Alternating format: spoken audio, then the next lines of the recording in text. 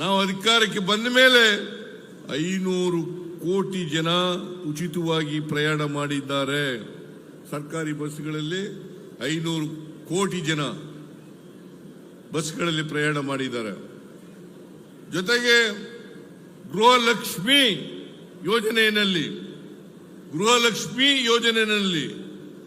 1,23,00,000 ಕುಟುಂಬಗಳ ಯಜಮಾನಿಯರಿಗೆ ಪ್ರತಿ ತಿಂಗಳು 2,000 ಕೋಟಿ ರೂಪಾಯಿಗಳನ್ನು ಕೊಡ್ತಾ ಇದ್ದೇವೆ. ಹಿಂದೆ ಯಾವ್ದಾದ್ರು ಸರ್ಕಾರ ಕೊಟ್ಟಿದ್ದೇನ್ರಿ?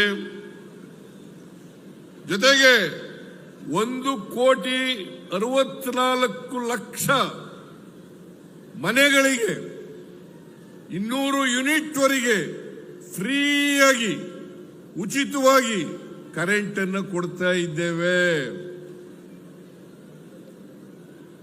ಅನ್ನಭಾಗ್ಯ ಕಾರ್ಯಕ್ರಮ, ನಾನೇ 5 ಕೆಜಿ ಅಕ್ಕಿಯನ್ನು ಕೊಡ್ಲಿಕ್ಕೆ ಪ್ರಾರಂಭ ಮಾಡೋದು ಉಚಿತವಾಗಿ. ಈಗ ಮತ್ತೆ ಅಧಿಕಾರಕ್ಕೆ ಬಂದ ಮೇಲೆ ಇನ್ನೂ 5 ಕೆಜಿ ಅಕ್ಕಿಯನ್ನ, ಒಟ್ಟು 10 ಕೆಜಿ ಅಕ್ಕಿಯನ್ನ ಉಚಿತವಾಗಿ ಕೊಡ್ತಕ್ಕಂಥ ಕಾರ್ಯಕ್ರಮವನ್ನು ಜಾರಿಗೆ ತಂದಿದ್ದೇವೆ. ಯುವ ನಿಧಿ ಕಾರ್ಯಕ್ರಮ ಜಾರಿಗೆ ತಗೊಂಡ್ಬಂದಿದ್ದೀವಿ.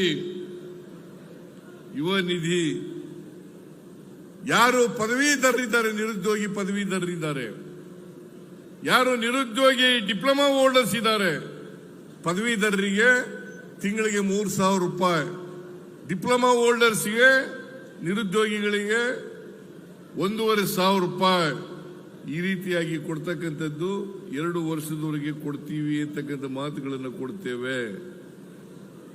ಇದರಿಂದ ನಾವು ಗ್ಯಾರಂಟಿ ಯೋಜನೆಗಳನ್ನು ಕೂಡ ಜಾರಿ ಮಾಡ್ತಾ ಇದ್ದೇವೆ. ಜೊತೆಗೆ ಅಭಿವೃದ್ಧಿ ಕೆಲಸಗಳಿಗೂ ಕೂಡ ಹಣವನ್ನು ಒದಗಿಸ್ತಾ ಇದ್ದೇವೆ.